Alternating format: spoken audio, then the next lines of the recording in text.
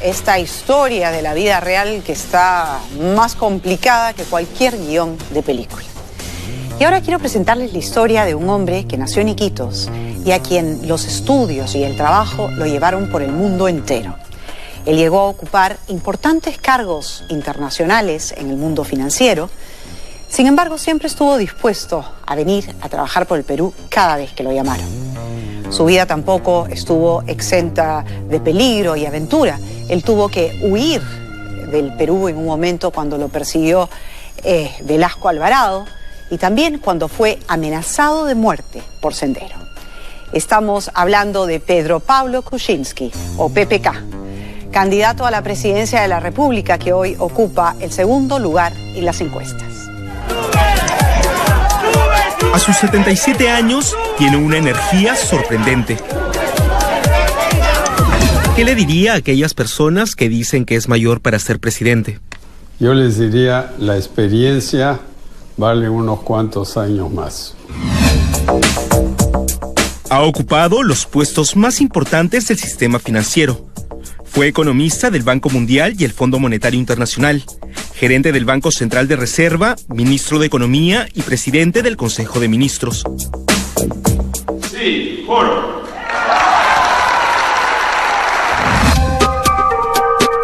Y ha sido contratado por gobiernos de diferentes países para asesorarlos en temas financieros.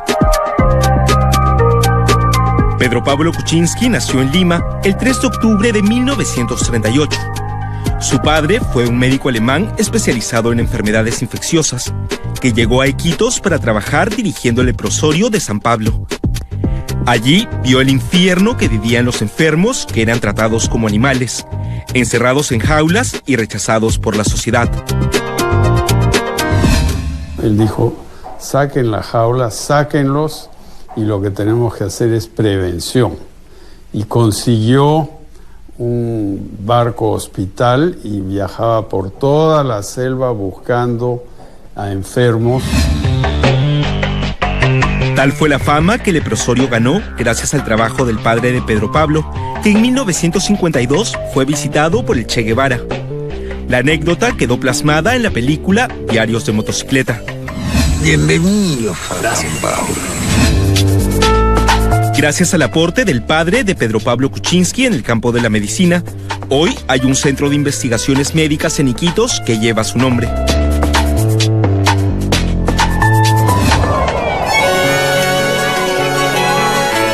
A sus 77 años, Pedro Pablo Kuczynski recorre el país de punta a punta para conquistar el voto de los peruanos con propuestas que el Instituto de Defensa Legal ha calificado como las mejores entre todos los candidatos. ¿Por quién va a votar? ¿Por quién va a ser por PPK? ¿Crees que los años le suman o le restan? Más hablemos de experiencia, no de edad, ¿no? Porque la experiencia es lo que vale ahorita para gobernar bien el país. Porque es una persona preparada. Y en PPK vemos eso, el cambio, la renovación, propuestas serias y que es la solución que el país necesita. Pedro Pablo Kuczynski estudió en Lima y culminó sus estudios en un colegio militar en Inglaterra. Eran colegios casi militares, disciplina, castigo corporal, ¿no? Cosas así. Y la verdad es que uno sale de ahí o muerto o curado, ¿no?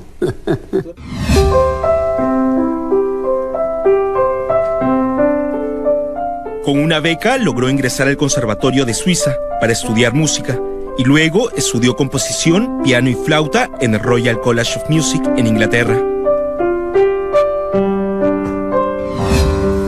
Luego consiguió una beca para la Universidad de Oxford en Inglaterra, donde estudió filosofía, economía y política.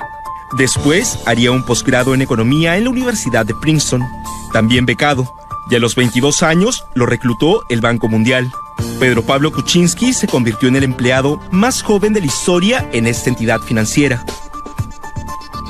Yo fui el primero, el conejillo de Indias, el cuy, digamos. Después tomaron a otro al año, también de Princeton, y al tercer año empezó el programa de jóvenes profesionales del Banco Mundial, que es emblemático y que es lo que yo quiero hacer con la administración pública en el Perú, algo similar. Su trabajo lo llevó a brindar asesoría económica a Chile, Argentina, Haití, Guatemala, El Salvador, Honduras, Panamá y Nicaragua. Pero en 1966, llamado por el presidente Belaúnde, dejó su prometedora carrera en el Banco Mundial y apostó por venir al Perú para ser gerente general del Banco Central de Reserva. Fueron 2 años y medio súper interesantes que he consignado en una memoria, un libro que todavía se estudia en las universidades. El 3 de octubre de 1968 fue el golpe de Estado. Ese día, mientras Pedro Pablo cumplía 30 años, las fuerzas militares de Velasco lo amenazaron para que abra la bóveda del Banco Central de Reserva. Y el general Velasco me citó a Palacio y me dijo, ¿a dónde está la plata? Dicen que te pusieron un arma en la mesa. Sí, me dijeron, ¿a dónde está la plata? Con una lisura, ¿no? Poco tiempo después, el gobierno militar ordenó su captura y Pedro Pablo tuvo que huir del país, hacia Estados Unidos. Consiguió trabajo en el Fondo Monetario Internacional y con la ayuda de esta institución pudo sacar a su familia del Perú. Durante 6 años se desempeñó como jefe regional económico para Colombia, Venezuela, Panamá y Ecuador. Luego trabajaría para Alcoa, la empresa de aluminio más grande del mundo. En 1980, Belaúnde lo llama nuevamente para que sea ministro de Energía y Minas. Pedro Pablo renunció a su puesto en la empresa minera, donde ganaba más de $15,000 al mes para venir al Perú al Ministerio de Energía y Minas, donde ganaba $150 mensuales. Pero los sacrificios y los buenos deseos le duraron muy poco, porque los terroristas se ensañaron con él y lo amenazaron a muerte. Metieron explosivos a la cochera del departamento que yo alquilaba y al final decidimos, pues, esto es demasiado peligroso. Pedro Pablo regresó a Estados Unidos y trabajó como gerente del First Boston Bank, donde tuvo la visión de desarrollar alianzas estratégicas con mercados emergentes, lo que más tarde sería un boom en todo el mundo. Yo empecé con Asia, China, Taiwán, Singapur, Malasia, Tailandia, hice los primeros fondos mutuos en esos países. En el 2001, Alejandro Toledo, al asumir la presidencia, lo nombró ministro de Economía y luego presidente del Consejo de Ministros. Durante su gestión, Pedro Pablo Kuczynski puso sobre ruedas el modelo económico que frenó la inflación y logró que la economía peruana creciera hasta en un 8%. Al terminar el gobierno de Toledo, en el 2007, Pedro Pablo Kuczynski decidió embarcarse en una iniciativa propia. Fundó Agua Limpia, ONG que provee de agua potable y desagüe a las zonas más pobres del país. Yo como ministro de Economía veía a muchos alcaldes, recibía a casi todos los que me pedían cita y muchos de ellos siempre venían con algún proyecto de agua potable y todos necesitaban ayuda. Entonces yo dije, de repente podemos organizar algo que los ayude a hacer sus proyectos. Hasta la fecha, más de 360,000 personas han sido beneficiadas en Ancash, Arequipa, Cajamarca, Cusco, Junín, Moquegua y Lima. Cuando llegó el ONG, cambió la vida. Anteriormente, bueno, los niños se enfermaban de la diarrea, con el dolor de estómago. Mi estimado es que 1/3 de las personas en el Perú no tienen acceso al agua potable en sus casas. Algunos lo tienen por horas y hay 10 millones que no tienen eso. Tienen un caño afuera o un arroyo que de repente está contaminado. Y así es Pedro Pablo Kuczynski, un hombre que creció en Iquitos y que tuvo su primer trabajo en Cusco como un contador de una hacienda. Un hombre al cual su esfuerzo y capacidad lo han llevado a los puestos más importantes en el mundo financiero y que sin embargo siempre regresa al Perú porque tiene en la sangre y en la memoria la herencia que le dejó su padre, esa vocación de trabajar en nuestro país para ayudar a los más necesitados. ¿Y qué te diría ahora si te viesen en la carrera política? Me diría, estás loco de meterte a esta locura de una carrera presidencial. Pero me diría también, si piensas que puedes hacer algo por el Perú, hazlo.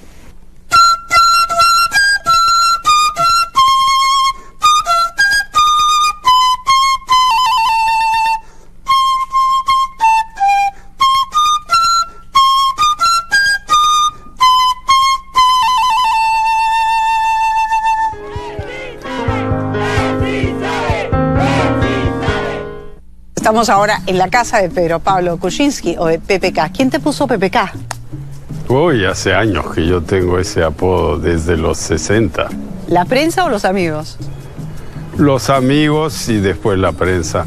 Estaba viendo que entre las primeras cosas que hiciste cuando fuiste ministro de Energía fue fundar una oficina para la protección del medio ambiente. Claro, me tomé unos meses, 6, 7 meses, y en el año 1981 fundé esa oficina. Y ahora, ¿cuáles son tus propuestas en concreto para la conservación del medio ambiente? Primero empecemos con el desagüe. Los desagües en el Perú, la mayoría no son tratados, mucha gente no tiene desagüe. Eso va al río, al lago, al mar. Necesitamos un plan nacional de basura.